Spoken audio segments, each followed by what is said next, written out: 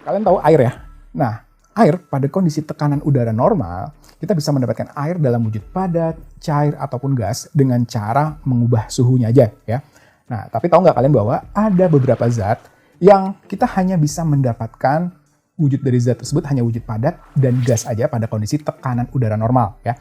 Nah, jadi zat tersebut kita nggak akan pernah menemukan wujud cairnya nih pada kondisi tekanan udara normal, itu tekanan udara 1 atm.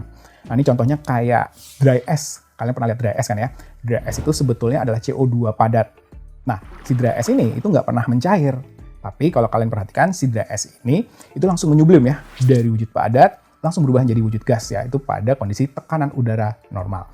Nah, kenapa bisa sih zat-zat ini kita hanya bisa menemukan wujud padat dan wujud gas aja?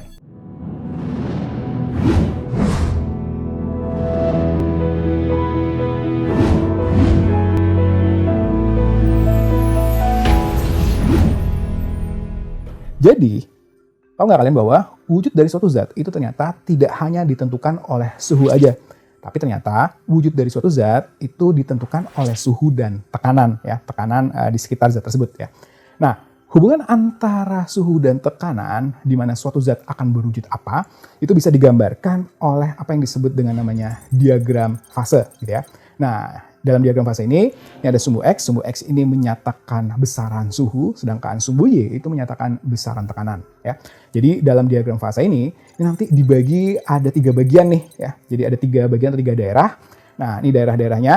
Nah, nanti ada daerah di mana pada daerah tersebut ya, pada daerah itu maka pada kondisi suhu dan tekanan tersebut suatu zat berwujud padat ya. Kemudian ada daerah di mana pada kondisi suhu dan tekanan tersebut suatu zat akan berwujud cair, dan ada daerah di mana pada kondisi suhu dan tekanan tersebut suatu zat akan berwujud gas ya. Nah, masing-masing daerah ini itu dibatasi oleh garis ya. Jadi nanti antara daerah padat dan daerah cair itu dibatasi oleh garis. Nah, garisnya ini kita sebut dengan namanya garis beku gitu ya. Karena kita tahu bahwa kesetimbangan antara wujud cair dan padat itu kan kita sebut dengan namanya proses membeku ya. Nah, kemudian daerah wujud cair dan wujud gas itu kita batasi ya dengan garis yang kita sebut dengan namanya garis didih. Sedangkan daerah padat dengan daerah gas itu kita batasi dengan yang disebut dengan namanya garis sublim ya.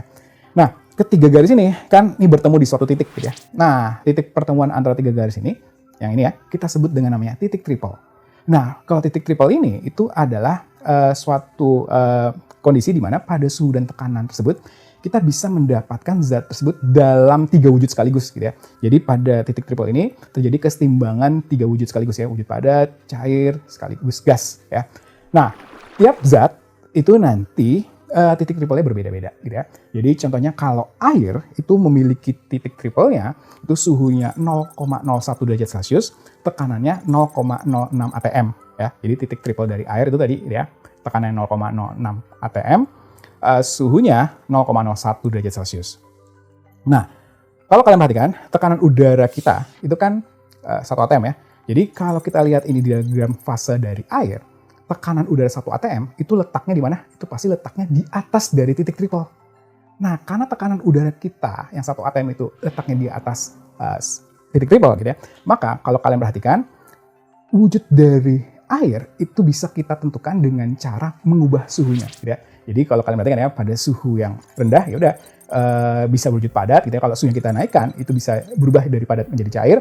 Kemudian kalau kita naikin lagi suhunya bisa berubah dari cair menjadi gas gitu ya. Nah, tapi kalau si CO2 ya, dry ice itu kan CO2 ya. Nah, kalau CO2 kalau kita buat ini diagram fase ya, atau grafik diagram fase dari CO2, ternyata tahu nggak kalian bahwa titik triple dari CO2 itu didapat pada kondisi suhunya minus 56 derajat Celcius, tekanannya 5,1 atm. Gitu ya.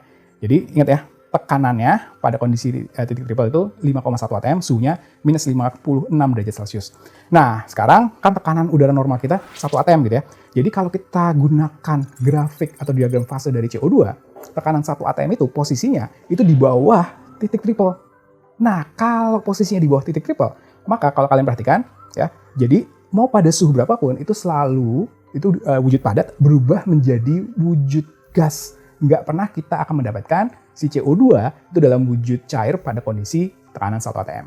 Ya. Nah, jadi makanya si CO2 itu kita nggak akan pernah lihat wujud cairnya pada kondisi tekanan 1 atm.